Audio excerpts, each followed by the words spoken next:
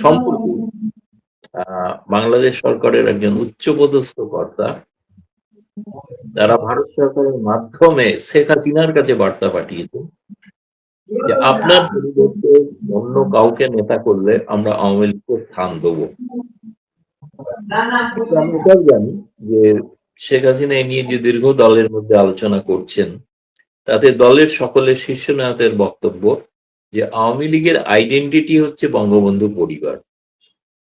ফলে আওয়ামী লীগের আইডেন্টিটি অন্য কারোর মাধ্যমে এক্স ওয়াই জেড, আপনাদের ওখানে দীর্ঘ আলোচনা হয়েছে একজনের নাম নিয়ে, তিনি ঢাকাতে আছেন, সবাই জানেন, আমি বারবার নাম উচ্চারণ করে তাকে বিব্রত করতে চাইছি না। তিনি নিজেই কিন্তু রাজি নন দায়িত্ব নিতে, তিনি মার্কিন যুক্তরাষ্ট্রের ঘনিষ্ঠ বলে আমরা যদি একবারের মধ্যে জানতে চাই সেটা কি সাবের হোসেন চৌধুরী? প্রায় অনেকটাই আপনি বলছেন আর কি, আমি না করছি না, মানে হ্যাঁ বলছি না, না বলছি না। দর্শক আপনাদের স্বাগত জানাচ্ছি, আমি আতিক রহমান পূর্ণিয়া, পূর্ণিয়ার ভিউ ইউটিউব চ্যানেল এবং ফেসবুক পেজের নিয়মিত আলাপ আলোচনার অনুষ্ঠান খোঁজ খবরে। আমি শুরুতেই জানিয়ে নিই, আপনার পর্দায় দেখতে পাচ্ছেন আমাদের সবার পরিচিত মুখ, প্রিয় মানুষ, প্রিয় আলোচক, বিশ্লেষক এবং দুই বাংলার পরিচিত সাংবাদিক, বিখ্যাত সাংবাদিক, প্রতিষ্ঠা সাংবাদিক, দিল্লি প্রেস ক্লাবের সাবেক সভাপতি গৌতম লাহিড়ী আজকে আমাদের সম্মানিত অতিথি। দাদা, আপনাকে নমস্কার জানিয়ে আজকে অনুষ্ঠান শুরু করছি। নিশ্চয়ই ভালো আছেন।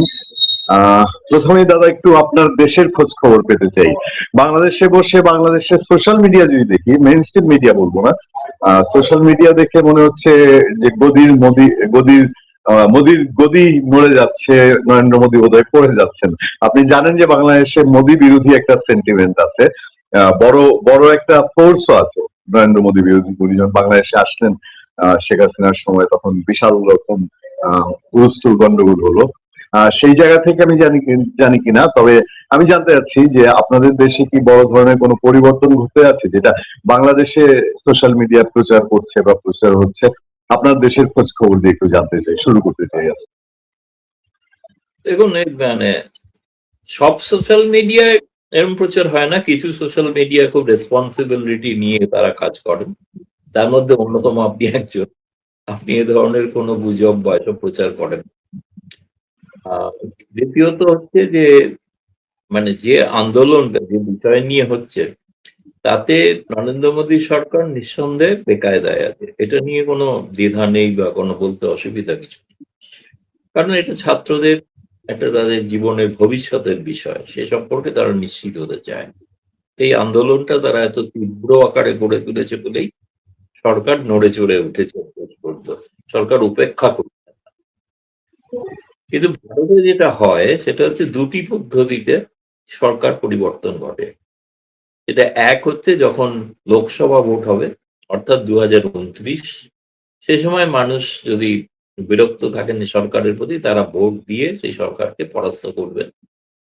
যেমন ভারতে অতীতে ইন্দিরা গান্ধী থেকে শুরু করে সমস্ত প্রধানমন্ত্রী পরাস্ত হয়েছেন ব্যালটের মাধ্যমে। অথবা দ্বিতীয়ত হতে পারে, যেমন ধরুন অটল বিহারী বাজপেয়ী, বিশ্বনাথ প্রতাপ সিং, সেখানে পার্লামেন্টের মধ্যে বাজপেয়ী যেগুলো পার্লামেন্টের মধ্যে অনাস্থা প্রস্তাব আনা হয়েছে, তাতে সরকারের অনাস্থা জানিয়ে, তখন সেই অনাস্থা প্রস্তাব খুব ঐতিহাসিক ভাবে একটা ঘটনা ঘটেছিল, মনে আছে নিশ্চয়ই, যে অটল বিহারী বাজপেয়ী এক ভোটে পার্লামেন্টে হেরে গিয়েছিলেন এবং তার সেই এক ভোটে হেরে যাওয়ার পরে তিনি কিন্তু পদত্যাগ করতে বাধ্য হন। তার আগে বিশ্বনাথ প্রতাপ সিং এর বিরুদ্ধে অনাস্থা প্রস্তাব এসেছিল, তিনিও পদত্যাগ করেন। ফলে এছাড়া কিন্তু ভারতে কোনো সামরিক অভ্যুত্থান, ভারতে কোনো বাংলাদেশের মতো গণ অভ্যুত্থান, বাংলাদেশে কেউ গণ অভ্যুত্থানের মাধ্যমে প্রধানমন্ত্রীর বাড়িতে ঢুকে পড়া, সেখানে দখল করা, এই ধরনের যেগুলো অগণতান্ত্রিক উপায়, অগণতান্ত্রিক উপায় ভারতে কখনো ক্ষমতা পরিবর্তন হয় না, হয়নি, এবং আমার ধারণা আজও হবে না, ভবিষ্যতেও আগামী 100 বছরও হবে কিনা সন্দেহ আছে। ফলে এটা বাংলাদেশে যারা ওটা তুলনা করছেন, কারণ বাংলাদেশের যে আয়তন, সেই আয়তনের 28 গুণ আয়তন হচ্ছে ভারতের। ভারতের এক প্রান্তের মানুষ, তাদের খাওয়া দাওয়া, পরনের অভ্যাস, ভাষা সমস্ত ভিন্ন।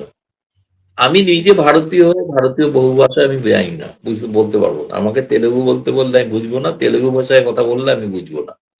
আমাদের কমন ভাষা হচ্ছে আইদার ইংরেজি অথবা হিন্দি। ফলে এরকম রকম একটা দেশ, আমাদের যেটাকে বলা হয় ভারত হচ্ছে একটা ইউনিয়ন স্টেটস, মানে প্রদেশের সংযুক্তি করে। ঠিক আমরা ফেডারেশনও বলি না। ফলে আমেরিকার মতো ফেডারেশন নয়, এটা union of states. Union of states তাকে কেন্দ্র থেকে পরিচালনা করে। ফলে যেটা বলছেন তার কোনো, মানে আমি বলছি না যে এর ফলে নরেন্দ্র মোদী সরকার কোনো মহা আনন্দে আছেন, এমন কোনো ঘটনা নয়। নিশ্চয়ই বিপাকে আছেন, নাহলে তো দেখুন গতকাল যে ছাত্রদের সঙ্গে যে মিটিং হয়েছে, নরেন্দ্র মোদী তার আগের দিন মাঝরাতে তাকে আবেদন করতে হয়েছে। মানে প্রধানমন্ত্রী নরেন্দ্র মোদীর মতো একজন ক্ষমতাবান প্রধানমন্ত্রী, তাকে মাঝরাতে আবেদন করতে হয়েছে ভিডিও মারফতে, যেটা প্রায় ব্যতিক্রমী একটি ঘটনা। তারপরে ছাত্রদের সঙ্গে বৈঠক হয়েছে, ছাত্রদের শর্তে বৈঠক হয়েছে। ছাত্ররা বলেছিলেন যে আমরা মন্ত্রীর বাড়িতে গিয়ে বৈঠক করব না, কোন নিরপেক্ষ স্থানে এসে বৈঠক করতে হবে। এবং সেই নিরপেক্ষ স্থানে বৈঠক হয়েছে। সেই বৈঠকে ৩টি দাবির মধ্যে ২টি দাবি তারা সরকার মেনে নিয়েছেন। এই ২টি দাবির মধ্যে একটা হচ্ছে যাদের বিরুদ্ধে আইনানুগ ব্যবস্থা নেওয়া হয়েছে সরকারের পক্ষ থেকে, সেগুলো প্রত্যাহার করে নেওয়া হবে। দ্বিতীয়ত, যারা এই নিট পরীক্ষার কেলেঙ্কারির কারণে আত্মহত্যা করেছেন যে ২০ জন ছাত্র, তাদের পরিবারকে ১ কোটি টাকা করে ক্ষতিপূরণ দিতে হবে এবং সেটা দেওয়া হবে। এটা সরকার রাজি হয়েছেন। তৃতীয় দাবি ছিল শিক্ষামন্ত্রীর পদত্যাগ। সেটা সরকার পক্ষ বলেছেন যে আমরা এখনই কিছু বলতে পারছি না, আমাদের ১ দিন সময় দেওয়া হোক। সেই সময়টা আজ উত্তীর্ণ হবে। তার মধ্যে গতকাল থেকে যন্তর মন্তরে যেখানে চলছে সুশৃঙ্খল ভাবে নানা ধরনের গান বাজনা স্লোগান এসব চলছে। গোটা দেশে বিভিন্ন জায়গায় আন্দোলন হয়েছে, কলকাতা শহরেও ব্যাপক আন্দোলন হয়েছে। এবং ফলে আমার মনে হয়েছে যে, এবং সেই আজকে শনি রবিবার, সেখানে আজকের মধ্যে যদি সরকারকে জানাতে হবে যে ধর শিক্ষামন্ত্রী পদত্যাগ করবেন কি করবেন না। এবং সেটা যদি করেন তাহলে সেক্ষেত্রে সাময়িকভাবে আন্দোলন স্থগিত হতে পারে। পার্লামেন্টে কিন্তু এই ১ সপ্তাহ অচল হয়ে আছে একই দাবিতে। ফলে পার্লামেন্টও চলছে না, ১ মিনিটেও কোনো কাজ হয়নি। এইরকম একটা অবস্থা। ফলে স্বাভাবিকভাবে যারা ভারতের সংসদীয় ব্যবস্থা সম্পর্কে যাদের ধারণা নেই, তাদের কাছে মনে হচ্ছে বোধহয় সরকার পতন ঘটবে। কিন্তু যেটা বাংলাদেশের মূল স্রোতের মিডিয়া, তারা জানেন যে এরকম ঘটনা নয়, সেই জন্য তাদের ওখানে কোনো সেই ধরনের সংবাদ প্রকাশিত হচ্ছে না। কিন্তু যে সংবাদ প্রকাশিত হচ্ছে যে আন্দোলনকারীদের চাপে রয়েছে সরকার, এটা সত্য। বলুন দাদা, আমি একটু ভিন্ন প্রসঙ্গে যাই। আমাদের দেশের একটা ঘটনা, বড় ঘটনা, সেটা নিশ্চয়ই রিলেট করে কিছুটা ভারতের সাথে। আপনি জানেন বাংলাদেশের রাষ্ট্রপতি মোহাম্মদ শাহাবুদ্দিন তিনি পদত্যাগ করেছেন বা করতে বাধ্য হয়েছেন, যেটাই হয়ে থাকুক। ভেতরকার কোনো কিছু সামনে আসেনি। আলাপ উঠেছিল প্রথমে যে আহ, রাষ্ট্রপতি শাহাবুদ্দিন সাহেবের সঙ্গে, মোহাম্মদ শাহাবুদ্দিনের সঙ্গে আর সাবেক প্রধানমন্ত্রী শেখ হাসিনার টেলিফোনে আলাপ হয়েছে এবং সেই আলাপের সূত্র ধরেই তাকে সরানো হয়েছে। এটা একটা আলাপ। আরেকটা আলাপ আছে যে না, তা না, শেখ হাসিনা যে ডিসেম্বরে ফিরতে চান বাংলাদেশে, এই ঘোষণার ফলে সরকার সর্বোচ্চ সতর্কতামূলক ব্যবস্থা হিসেবে রাষ্ট্রপতি শাহাবুদ্দিনকে সরিয়ে দিয়েছে। আপনার কাছে কি মনে হয়, এবং ভারতের দিক থেকে শেখ হাসিনা যেহেতু আপনাদের দেশে আছেন, সেরকম কোনো আলোচনা শুনেছেন কিনা? ধন্যবাদ। আপনার সঙ্গে আমার কথা হয়নি তাই, কিন্তু দিন ৪ আগে আমি জানতে পেরেছিলাম যে রাষ্ট্রপতিকে পদত্যাগ করতে বলা হয়েছে এবং ওয়াকরুজ্জামান নিজেও বৈঠক করেছিলেন। এবং আমি সেই সংবাদটি আপনাদের অন্য একটি ইউটিউব চ্যানেলে আমি প্রথম বলি ৪ দিন আগে, লন্ডন থেকে যিনি প্রচারিত করেন। তারপরে ৩ থেকেই সেটা ফেসবুকেতে প্রথম বেশি শোরগোল পড়ে। এখন সেই সংবাদটা, আমার কাছে সংবাদ ছিল ২টি। একটি হচ্ছে যে আমি আসলে খোঁজ করছিলাম যে শেখ হাসিনা যে ফিরে যেতে চাইছেন, তাহলে সেখানে তারেক রহমান সরকারের প্রতিক্রিয়া কি হতে পারে। করতে গিয়ে জানতে পারলাম যেহেতু শাহাবুদ্দিন সাহেব শেখ হাসিনা পরিবারের অত্যন্ত ঘনিষ্ঠ, ফলে স্বাভাবিকভাবেই তার উপর উপরে চাপ আসবে। এবং আমার সূত্র নিশ্চিত করে যে পরে 4 দিন আগে, যখন বাংলাদেশের কোনো গণমাধ্যম জানতো না যে হ্যাঁ, শাহাবুদ্দিনকে পদত্যাগ করতে বলা হয়েছে এবং সেনাপ্রধান ওয়াকারুজ্জামানকেও পদত্যাগ করতে বলা হতে পারে। আমার কাছে এই দুটি খবর ছিল। ওয়াকারুজ্জামানের ঘটনাটা এখনো ঘটেনি। তার আগে নৌবাহিনীর প্রধান ওয়াকারুজ্জামান তুরস্কে যাওয়ার আগে নৌবাহিনীর প্রধান পরিবর্তন ঘটেছে। তিনি তারপরে তুরস্ক গেছেন, তুরস্ক থেকে ফেরার পর হয়ে যাবে। তার কারণ হচ্ছে যে তারেক রহমান সরকারের অনেকে মনে করেন যে এই দুই ব্যক্তি তারা যে ভূমিকাই পালন করে থাকুন সাম্প্রতিক সময়, কিন্তু এরা ব্যক্তিগতভাবে শেখ হাসিনা পরিবারের অত্যন্ত ঘনিষ্ঠ। বিশেষ করে ওয়াকারুজ্জামানের সঙ্গে একটা আত্মীয়তার সম্পর্ক আছে। তবে একটা কথা হচ্ছিল শেখ হাসিনার পক্ষ থেকে, বা আমি অনেকবার বলেছি নানা জায়গায়, যে 4 আগস্ট 2024 যেরকম সেনাপ্রধান ঘোষণা করেছিলেন যে যদি হাজার হাজার আন্দোলনকারী জমায়েত হয় তাহলে সেনাবাহিনী কোনো গুলি চালাবে না। কারণ আমি প্রশ্ন তুলেছিলাম যে যদি শেখ হাসিনা যেদিন ফিরবেন সেদিন যদি এরকম হাজার হাজার কেন লাখো লাখো জমায়েত হন, মানে আমি যা ফিডব্যাক পাচ্ছি তাই ঘটনা ঘটতে পারে, তাহলে সেদিন সেনাবাহিনী কি গুলি চালাবেন না এরকম কোনো সিদ্ধান্ত নেবেন? তো সেটা ওয়াকারুজ্জামান নিলেও নিতে পারেন।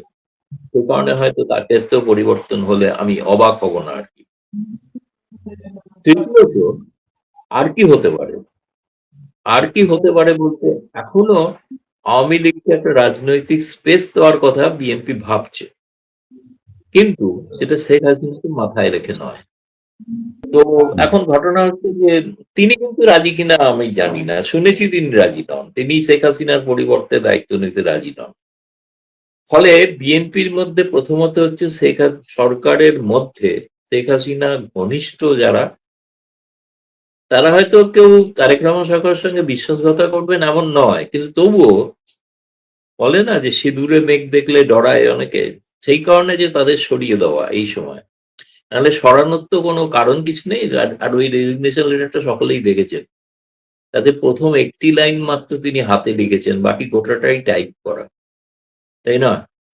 সইটা আর প্রথম লাইনটা, এই দুটো লাইন নিজের হাতের লেখা, বাকি গোটাটাই টাইপ করা। ফলে এটা আজকের দিনে বুঝতে কোনো অসুবিধা হয় না যে তিনি স্বেচ্ছায় করেছেন, সেটাও লেখা থাকবে, খুবই স্বাভাবিক। কিন্তু আমি জানি ব্যক্তিগতভাবে রাষ্ট্রপতি ভবনে আমার ঘনিষ্ঠ সূত্র ছিল, ফলে আমার প্রণব মুখার্জি লেখা বই তিনি চেয়েছিলেন, তাকে উপহারও পাঠিয়েছিলাম, তিনি পড়েছেন। আমি বলি যে তিনি কিন্তু আপনার শো এবং আমার শো নিয়মিত দেখেন। তো ফলে আমার ইচ্ছা আছে ভবিষ্যতে তার একটা সাক্ষাৎকার নেওয়া। এখন যাই না সেটা সম্ভব কিনা, এখন তিনি তো আছেন দেশের মধ্যে, এখন হয়তো নয়, যখন তিনি স্বচ্ছন্দ বোধ করবেন তখন দেখা যাবে। তো যেটা বলছিলাম যে যে পরিবর্তনগুলো শেখ হাসিনার ঘোষণায়, এই কতগুলো ঘটনা যেটাকে উড়িয়ে দিচ্ছিলেন অনেকে বাংলাদেশে, কিন্তু এটা উড়িয়ে দেওয়ার ঘটনা নয়। বেচারা প্রথম ক্যাজুয়ালিটি হলেন রাষ্ট্রপতি, দ্বিতীয় ক্যাজুয়ালিটি আরো কেউ হবেন, তৃতীয় ক্যাজুয়ালিটি কেউ হতে পারেন, চতুর্থ হচ্ছে আওয়ামী লীগকেও পরিবর্তন করা যায় কিনা। ফলে এমন একটা অবস্থায় খুবই মানে একটা বলবো যে শেখ হাসিনার ঘোষণায় প্রায় সত্যি মানে এই সরকার কিন্তু সিরিয়াসলি নিয়েছেন, বাকিরা মনে করছেন নাটক, কিন্তু তারেক রহমান সরকার জানেন তারা যে শেখ হাসিনা ঘোষণা যেটা করেন সেটা তিনি করেন এবং করবেন। বলুন কোন নিয়ে আছে? হ্যাঁ দাদা, আমি এই জায়গাটাতেই একটু কনফিউজ মনে হয় যে মানে শেখ হাসিনা এই ফিরে আসার বিষয়টা কি কোথাও স্তীমিত হয়ে গেছে, বা মানে এটা যত বড় ঘটনা ঘটার কথা সেই অর্থে কোনো প্রিপারেশন, কোনো ধরনের আয়োজন, ইন্টারনালি কোনো কিছু আরো আগাচ্ছে কিনা, এই বিষয়গুলো কেন যেন একটু ধোঁয়াশা ধোঁয়াশা মনে হয়। দেখুন, এটা ঘটনাটা তো শেষ পর্যন্ত তো একটা ভারত সরকারকে সিদ্ধান্ত নিতে হবে। ফলে এই পরিস্থিতিটা, এর মধ্যে যেটা ঘটনা সেটা হচ্ছে যে ভারতে সেপ্টেম্বর মাসে ব্রিক্স শিখর সম্মেলন অনুষ্ঠিত হতে চলেছে। এই খবরটিও প্রথম আমি ব্রেক করি বোধ প্রিন্টে এবং সব জায়গাতেই, যে নরেন্দ্র মোদী প্রধানমন্ত্রী তারেক রহমানকে সফরে আমন্ত্রণ জানিয়েছেন। এবং ধরুন যদি আসেন, এখনো তারা ঘোষণা করেননি। এবার আমি একটু ক্ল্যারিফাই করে দিই। গতকাল পররাষ্ট্র মন্ত্রণালয়ের এটা একটা প্রশ্ন হয়েছিল। সে প্রশ্নে পররাষ্ট্র মন্ত্রণালয়ের মুখপাত্র বলেছেন, এ বিষয়ে আপনাদের পরে জানানো হবে।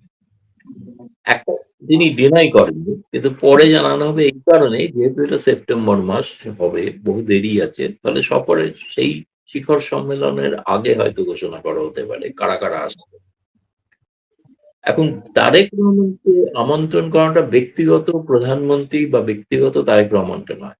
এই মুহূর্তে বাংলাদেশ হচ্ছে বিমস্টেকের পৌরোহিত্য করছেন। এর আগেও 2012 সালে ভারতের গোয়াতে ব্রিক্স সম্মেলন অনুষ্ঠিত হয়েছিল, তখন শেখ হাসিনা প্রধানমন্ত্রী ছিলেন এবং তাকেও আমন্ত্রণ জানানো হয়েছিল। ফলে সেই পরম্পরা অনুসারে তারেক রহমানকে আমন্ত্রণ জানানো হচ্ছে। এখন ধরুন শেখ হাসিনা যাবেন ডিসেম্বরে, তার আগে সেপ্টেম্বরে তারেক রহমান দিল্লি আসবেন ব্রিক্সের সম্মেলন উপলক্ষে। সেখানে কি মোদী বা তারেক রহমানের মধ্যে এমন কোনো আলোচনা হবে না যেটাতে আওয়ামী লীগ প্রসঙ্গ থাকবে? নিশ্চয়ই আলোচনা হবে। ফলে সেই আলোচনার ভিত্তিতে অনেকটা নির্ভর করবে শেখ হাসিনা কিভাবে ফিরবে। ফলে এখন তারেক রহমান সরকার তারেক রহমানকে সিদ্ধান্ত নিতে হবে, যেটা গতকাল পরশুদিন আপনাদের প্রতিমন্ত্রী যেটা বলেছেন, যে চিঠি আমাদের কাছে এসেছে, আমরা প্রধানমন্ত্রীর কাছে পাঠিয়ে দিয়েছি। ফলে প্রধানমন্ত্রী সিদ্ধান্ত নেয়। ফলে যেহেতু প্রধানমন্ত্রী এখনো কোনো সিদ্ধান্ত ঘোষণা করেননি, সেই কারণে ভারতের পররাষ্ট্র মুখপাত্র সরাসরি স্পষ্ট আগ বাড়িয়ে কোনো জবাব দিতে চাইছেন না। জি দাদা, আমি একটা জিনিস বলছেন যে সীমিত ব্যাপার, এটা একটা নেগোসিয়েশন ছাড়া ফেরা সম্ভব নয়, এটা সকলেই জানে। একটা নেগোসিয়েশন কিছু একটা হতে হবে। সেই নেগোসিয়েশনের আপনাকে একটা পথ বললাম। একদিকে যেমন তারেক রহমান সরকার তার প্রশাসন থেকে তথাকথিত হাসিনা পন্থী অনুরাগীদের অপসারণ করবেন। তৃতীয়ত, শেখ হাসিনা আওয়ামী লীগ সম্পর্কে একটা অন্য বার্তা দেওয়ারও চেষ্টা করেছেন, রাজনৈতিক বার্তা, যে শেখ হাসিনা নয়, অন্য কেউ দায়িত্ব নিলে তারা দিতে পারেন জায়গা। তৃতীয়ত, এই আলোচনায় ভারতের সঙ্গে আলোচনায় প্রসঙ্গ উঠলে সেটা কোন দিকে গতিমুখ নেবে, তার উপর একটা নির্ভর। প্রস্তুতি যদি বলেন আপনার, এক্ষেত্রে প্রস্তুতি কিন্তু বেশি না, 4-5 দিনের। ধরুন আপনাদের তো মেটিকুলাস ডিজাইন হলো, আন্দোলনটা তো জুলাই থেকে শুরু হয়েছিল না, 2024। মানে ইউনুস বলেছিলেন মেটিকুলাস ডিজাইন। ইউনুস যে মেটিকুলাস ডিজাইন তৈরি করছিলেন অনেক একদিন ধরে না, অ্যাকচুয়ালি বাংলাদেশের পট পরিবর্তনের শুরু হয় 2012 থেকে, যেদিন থেকে ইউনুসের বিরুদ্ধে শেখ হাসিনা মামলা করার সিদ্ধান্ত নেয়। ক্লিন্টন এসেছিলেন, হিলারি ক্লিন্টন ওকে বলেছিলেন মামলা যেন না হয়। ফলে এটা অনেক দিনের প্রচেষ্টার পর শেষ পর্যন্ত শেখ হাসিনা তাকে অপসারণ করতে পেরেছেন। একটা তার জন্য তো একটা সামনে কিছু দেখানো দরকার। ফলে সেইটার জন্য একটা জুলাই আন্দোলন, এবং জুলাই আন্দোলনের পরিণতিতে আগস্ট। ফলে সময় চলে যেত 1.5 মাস, আপনি যে আক্ষরিক অর্থ দেখেন। এক্ষেত্রে ডিসেম্বর হয়তো নভেম্বর থেকে সেরকম কিছু শুরু হতে পারে, অক্টোবর থেকে শুরু হতে পারে, যে ফেরার প্রস্তুতি ব্যাপারটা, এটা এখনো প্রকাশ্যে নয়। এর মাঝখানে শেখ হাসিনা তার মতামত গুলো তিনি বিভিন্ন পশ্চিমা সংবাদ মাধ্যমকে দিতে শুরু করেছেন। রয়টার্স ছাড়াও আরো অনেকে দিয়েছেন। হয়তো আগামী দিনে সেগুলো প্রকাশিত হলে আমরা জানতে পারবো তিনি কি ভাবছেন বা কি নতুন কথা কি বলেছেন। পূর্ণিয়া স্যার। দাদা, সার্জিও গোরের ট্যুর আপনি জানেন, এবং বাংলাদেশে মেইনস্ট্রিম মিডিয়া না, সোশ্যাল মিডিয়ায় একটা আলাপ আছে। ইভেন সিনিয়র অনেক জার্নালিস্ট যারা সোশ্যাল মিডিয়ায় কথা বলেন, তারাও বলছেন যে সার্জিও গোর বা আমেরিকান মানুষজনের সঙ্গে শেখ হাসিনার একটা যোগাযোগ হচ্ছে ভারতে, বা দেখা সাক্ষাৎ হচ্ছে, এরকম আলাপ একটা বাংলাদেশে আছে। এই সার্জিও গোরের ট্যুর এবং শেখ হাসিনার সাথে কি আমেরিকার কোনো যোগাযোগ হয়েছে কিনা, এ বিষয়ে কি আমাদেরকে কোনো ধারণা দিতে পারেন? আপনার আপনার প্রিডিকশন থেকে অথবা আপনার ধারণা থেকে। কতগুলো আমার আমার কাজ হচ্ছে সাংবাদিক হিসেবে ঘটনাগুলি বিশ্লেষণ করা।